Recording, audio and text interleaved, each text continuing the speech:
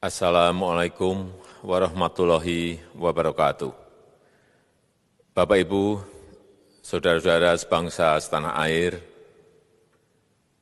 pagi tadi saya telah memimpin rapat terbatas secara virtual tentang Undang-Undang Cipta Kerja bersama jajaran pemerintah dan para gubernur.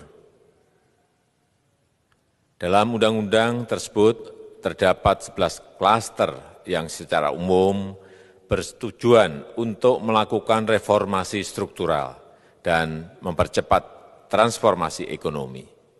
Adapun klaster tersebut adalah urusan penyederhanaan perizinan, urusan persyaratan investasi, urusan ketenagakerjaan, urusan pengadaan lahan, urusan kemudahan berusaha, urusan dukungan riset dan inovasi, urusan administrasi pemerintahan, urusan pengenaan sanksi, urusan kemudahan pemberdayaan dan perlindungan UMKM, urusan investasi dan proyek pemerintah, serta urusan kawasan ekonomi.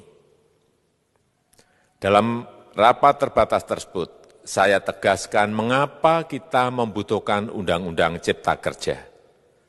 Pertama, setiap tahun ada sekitar 2,9 juta penduduk usia kerja baru, anak muda yang masuk ke pasar kerja, sehingga kebutuhan atas lapangan kerja baru sangat-sangat mendesak.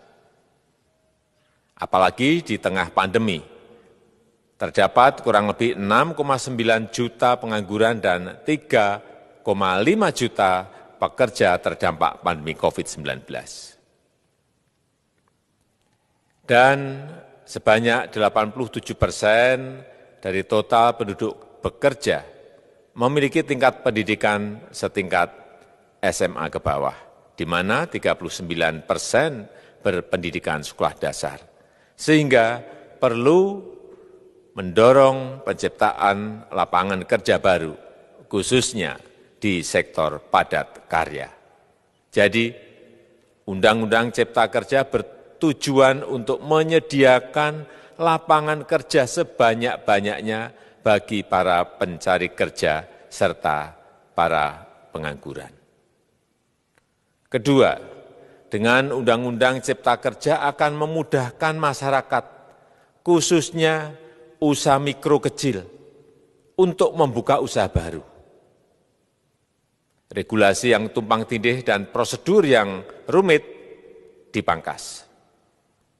Perizinan usaha untuk usaha mikro kecil (UMK) tidak diperlukan lagi, hanya pendaftaran saja. Sangat simpel. Pembentukan PT atau perseroan terbatas juga dipermudah. Tidak ada lagi pembatasan modal minimum. Pembentukan koperasi juga dipermudah. Jumlahnya hanya 9 orang saja. Koperasi sudah bisa dibentuk. Kita harapkan akan semakin banyak koperasi-koperasi di tanah air. UMK, usaha mikro kecil yang bergerak di sektor makanan dan minuman. Sertifikasi halalnya dibiayai pemerintah, artinya gratis. Izin kapal nelayan penangkap ikan misalnya, hanya ke unit kerja Kementerian KKP saja. Kalau sebelumnya harus mengajukan ke Kementerian KKP, Kementerian Perhubungan, dan instansi-instansi yang lain. Sekarang ini cukup dari unit di Kementerian KKP saja. Ketiga, Undang-Undang Cipta Kerja ini akan mendukung upaya pencegahan dan pemberantasan korupsi. Ini jelas karena dengan menyederhanakan, dengan memotong, dengan mengintegrasikan ke dalam sistem perizinan secara elektronik, maka pungutan liar, pungli dapat dihilangkan. Namun, saya melihat adanya unjuk rasa penolakan Undang-Undang Cipta Kerja yang pada dasarnya dilatar belakangi oleh disinformasi mengenai substansi dari undang-undang ini dan hoax di media sosial. Saya ambil contoh, ada informasi yang menyebut tentang penghapusan UMP, upah minimum provinsi, UMK, upah minimum kota kabupaten, UMSP, upah minimum sektoral provinsi. Hal ini tidak benar, karena faktanya upah minimum regional, UMR, tetap ada. Ada juga yang menyebutkan bahwa upah minimum dihitung per jam. Ini juga tidak benar. Tidak ada perubahan dengan sistem yang sekarang. Upah bisa dihitung berdasarkan waktu dan berdasarkan hasil.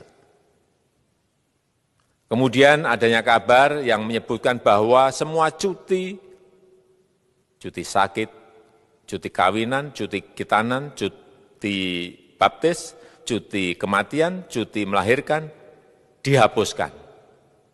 Dan tidak ada kompensasinya. Saya tegaskan juga ini tidak benar. Hak cuti tetap ada dan dijamin. Kemudian apakah perusahaan bisa mem-PHK kapanpun secara sepihak? Ini juga tidak benar. Yang benar, perusahaan tidak bisa mem-PHK secara sepihak. Kemudian juga pertanyaan mengenai benarkah jaminan sosial dan kesejahteraan lainnya hilang. Yang benar, jaminan sosial tetap ada. Yang juga sering diberitakan tidak benar adalah mengenai dihapusnya AMDAL, analisis mengenai dampak lingkungan. Itu juga tidak benar. AMDAL tetap ada. Bagi industri besar harus studi AMDAL yang ketat. Tetapi bagi UMKM lebih ditekankan pada pendampingan dan pengawasan.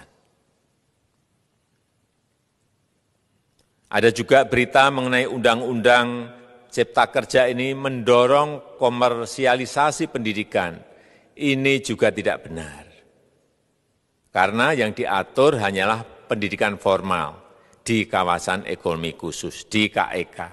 Sedangkan perizinan pendidikan tidak diatur di dalam Undang-Undang Cipta Kerja ini.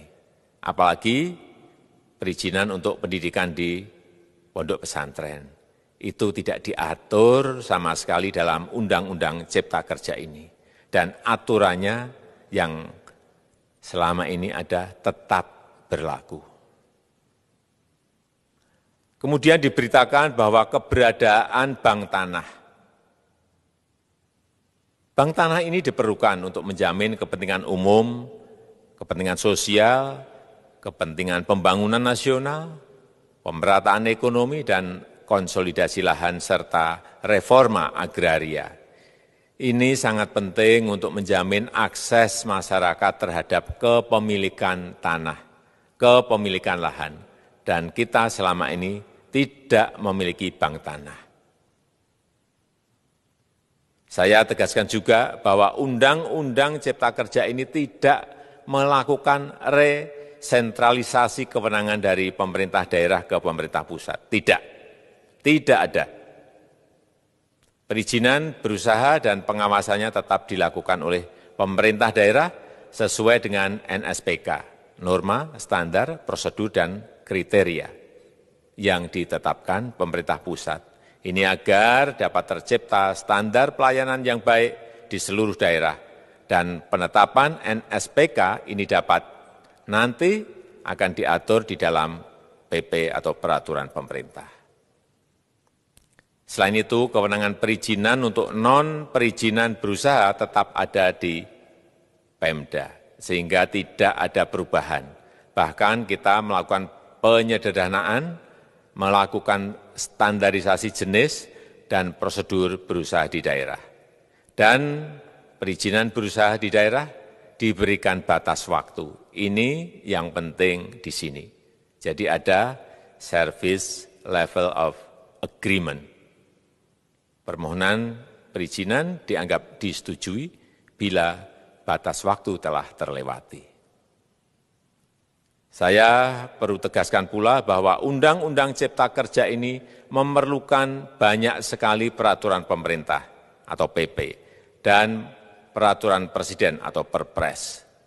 Jadi setelah ini akan muncul PP dan Perpres yang akan kita selesaikan paling lambat 3 bulan setelah diundangkan.